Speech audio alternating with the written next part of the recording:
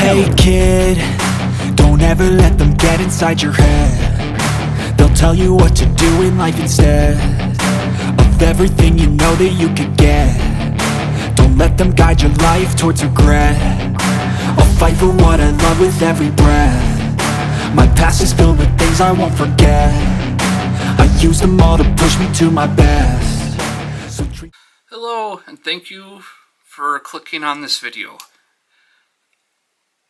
Today's video is going to be a little different. It's not going to be makeup, it's not going to be a depression vlog. It's actually going to be about 3 years of my HRT journey. When I started these hormones, I was 35 years old, and now I'm 38. And I would like to talk about my experiences, the good, the bad, and the ugly, about what's happened to me in the last 3 years.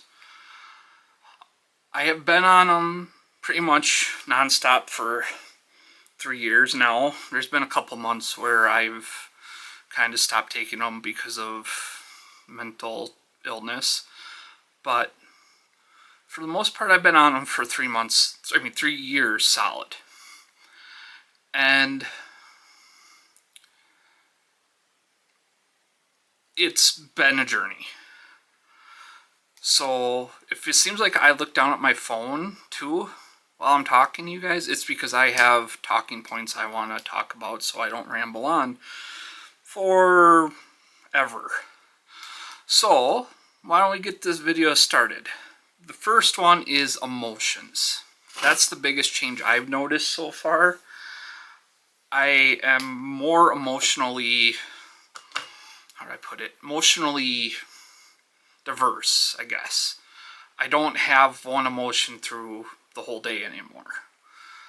I can go from sad to happy to crying back to angry in a matter of minutes now. I've noticed my mood of the day is also more dependent on how I am doing at emotional levels. So if I'm sad, I'm going to be sad more than likely all day, or happy. It's hard to stay in one preset, I guess you could say. I would say.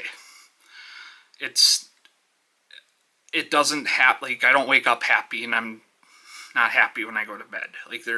I can go through all the emotions in one day. Now, which is a little different. And it took some getting used to. It's still taking me some time getting used to. There are times where my emotions are very bad and I've blown up. And I've apologized to friends because of just the mood swings. And thankfully they understand the mood swings. I will admit the thing I was not expecting with the emotions was when I started taking them. Now, mind you, I had a fully developed adult middle-aged mind at that point.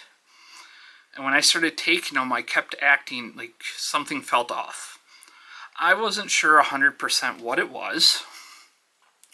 But till one day, probably 4 or 5 months in, it clicked that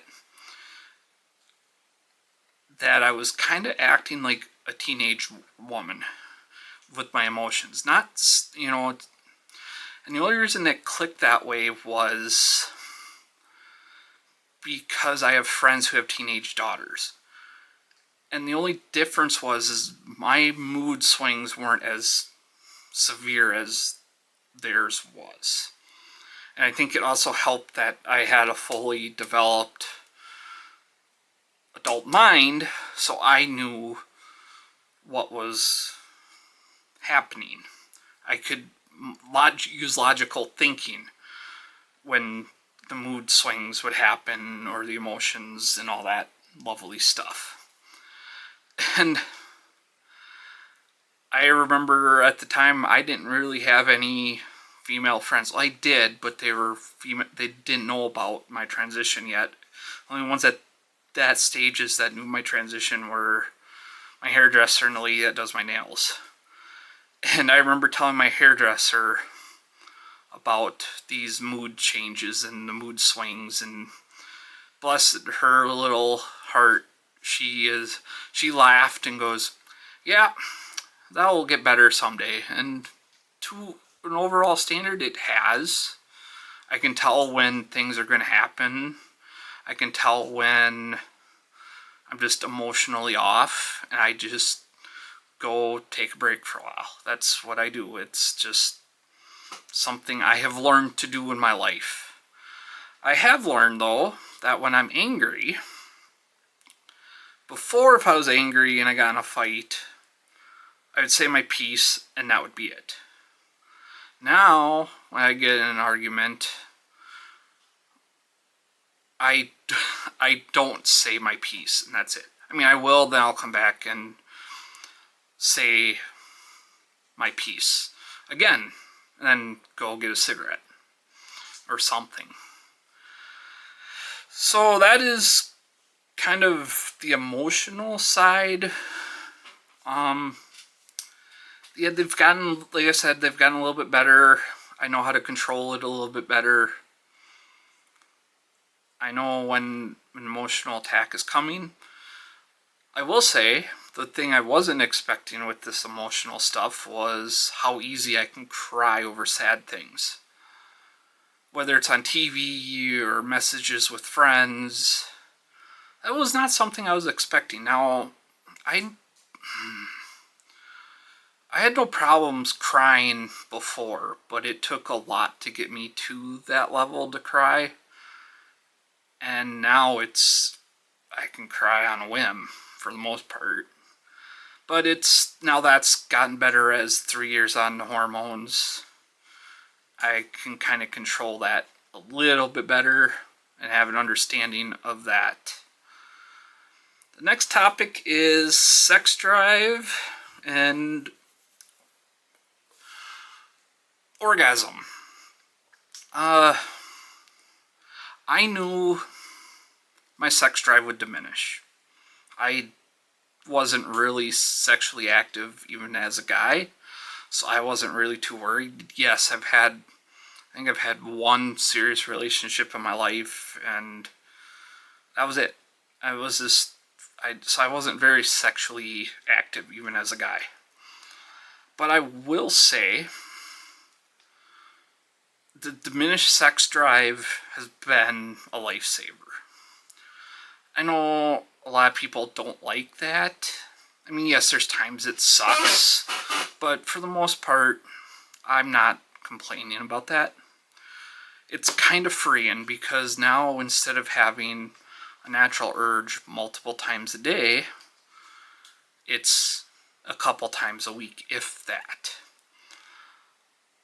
I can also, now that I'm not driven by a natural urge, I've noticed that my mind is a lot clearer. I'm thinking a little bit more. I am not interested in dating as much. And I'm really just, I'm more worried about myself now. I'm putting myself first because there's not that urge to date and have sex.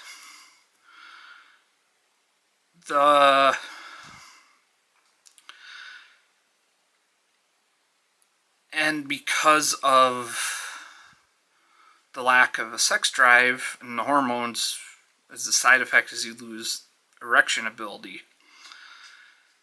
And that's kind of put dating on a hamper too, because I'm very much still into women, but it's kind of hard to have sex with a woman when you can't maintain an erection. I know there's pills for that stuff, but I've never experimented with them or tried them, and I'm not really even looking for a partner right now. The orgasms. The orgasms are a heck of a lot better. This is one of those things that I didn't also expect. I don't know if it's because they don't happen as frequently or they are just more special. but they're more full body. That's, I don't know how to explain it, but when I was a guy, my orgasm was more centered around my crotch area now, and I really only had feeling down there. Now, as a trans woman, I have feeling everywhere. Like, it takes a lot more emotionally for me to get there. I have to be in the mood, otherwise it's like squirrel, and I lose any effort I've been putting into it, which was kind of different because as a guy I could literally lose my job, my dog die, my mom die, and still want sex. Now sex is a heck of a lot more emotionally driven, and I have to be into it at least. I can't I've found out it doesn't feel good if you force it. The orgasms are nowhere near as good. And when I mean full body orgasms, my legs will twitch. I'm very vocal now. I can get some tingling in my breast when I orgasm, and my whole body, torso tingles, feet tingle.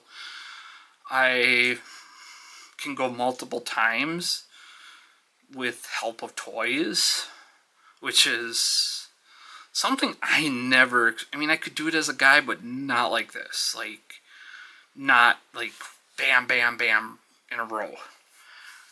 And when you pass out, catching your breath with a smile on your face, that's something that's never happened when I was a guy. I do not hate the female orgasm, or what I can perceive as a female orgasm. And when I say that is, I will never experience a female orgasm, but I've talked to my female friends about it, what I experience, and they say I'm about 90% there with what they experience. So you might experience that as a trans woman, you might not. I can't say you will or you won't. Muscle mass loss and fat redistribution. I've lost a lot of muscle mass, especially in my upper body. While I wasn't jacked up as a guy, I worked very hard manual labor jobs for most of my adult life, so I was kind of muscular. I had big bulging arms, I had a big ripped back, and maybe not ripped, but broad shoulders, and even a chest that was kind of a lot less flabbier than it is now. I've also noticed a decrease in stamina, endurance, and strength overall. Excuse me, but not enough to make me worry. I am still a lot stronger than all my female friends, but that's to be expected. I also joke with my female friends that the muscles on my arms now become bingo arms. Yeah, the fat just kind of went, and the muscle turned into fat and just kind of hangs off the bottom of my arm like that. My thighs have gotten thicker and more rounder. They're not as toned as they used to be. They jiggle a lot more. That's because of fat redistribution. I noticed that this summer I was driving, and I have a little sports car driving down a road, and I noticed like my thighs are jiggly. That was something that I've never known for 38 years of my life at that time. And that was something that kind of took me off guard.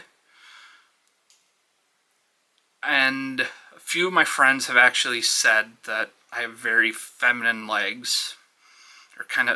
Some of the people are even kind of jealous of my legs. I don't know why. They're just fat, thick legs.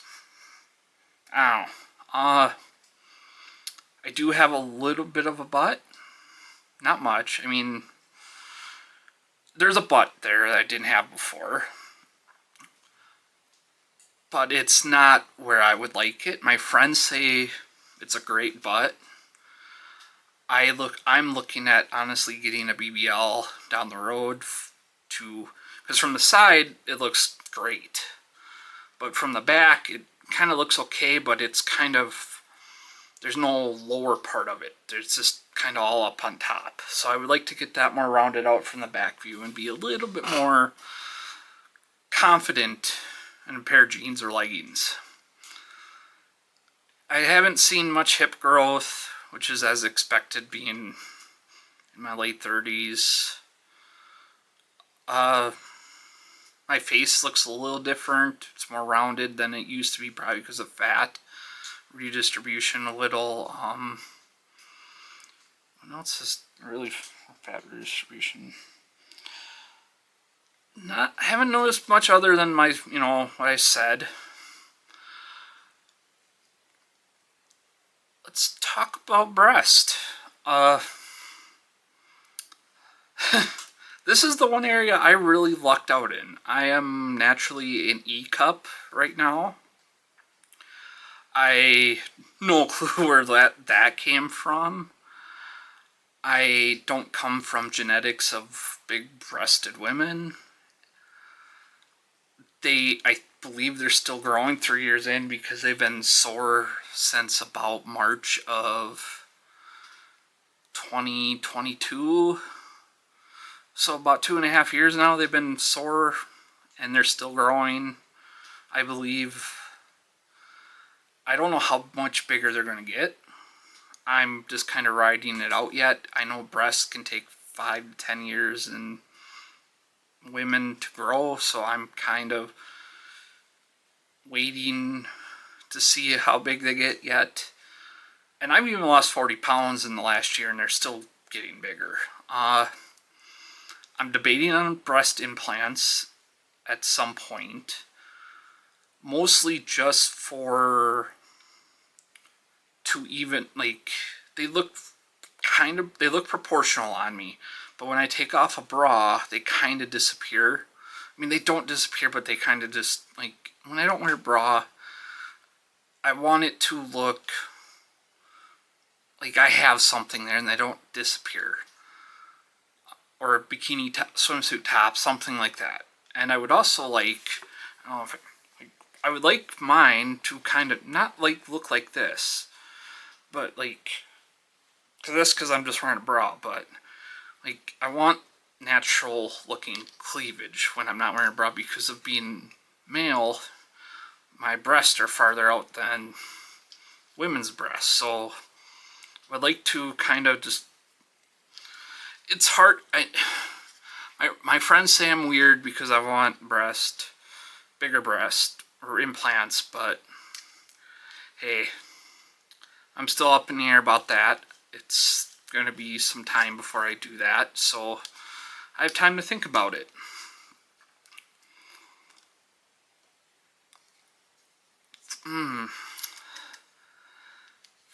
Friendship. I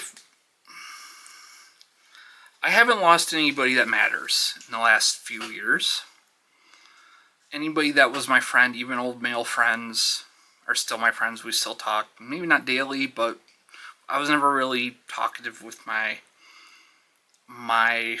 male friends.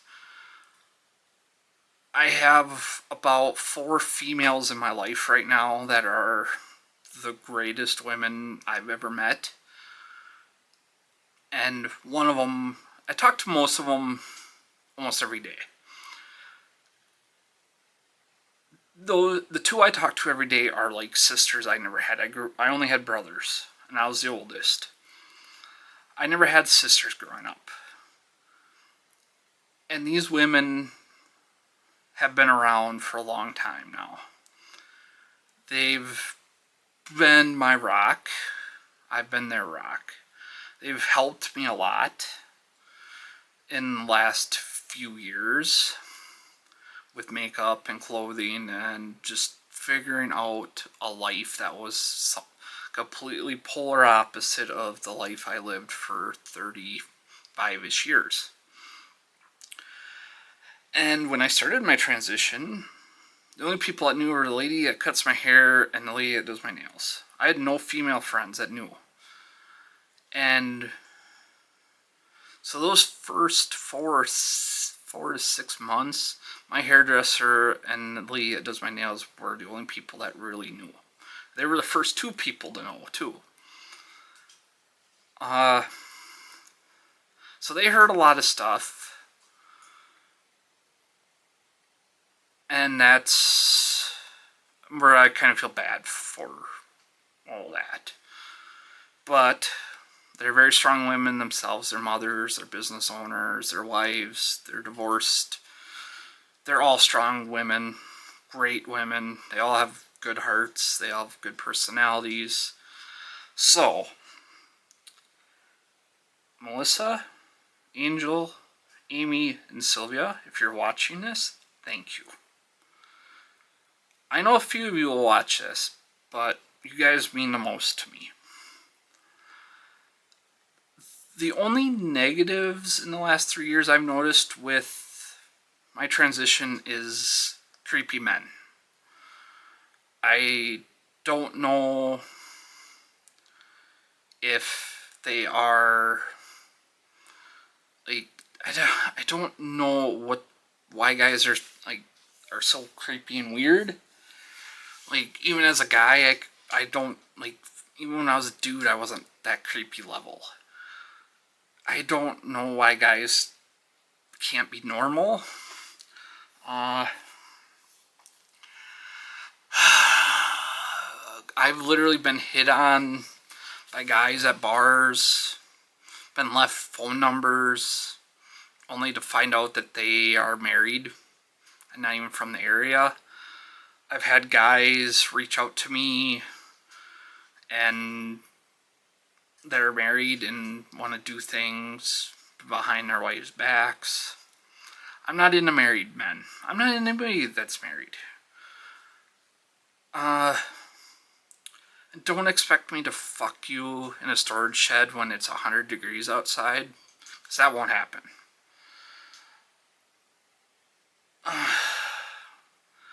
Another bad thing I've noticed is how the world treats non-passing trans people or treats trans people in general. I'm not going to go into full-on rage mode about this, but I get it. I dealt with some backlash from friends when I transitioned, but my friends have all been good for the most part. I get it. Why would you want to sacrifice your male given rights for lesser rights and blah blah blah? But I am a lot happier. A lot of us are a lot happier being who we really are and authentic to ourselves. And that's all should matter. Whether we pass or not, who cares? We're not harming you. We're not harming anybody else. Just let it be. And I think that'll be the end of this video. I kind of made it short because I didn't want to ramble on for hours. But if you liked it, hit the like button, subscribe, and please stay tuned for more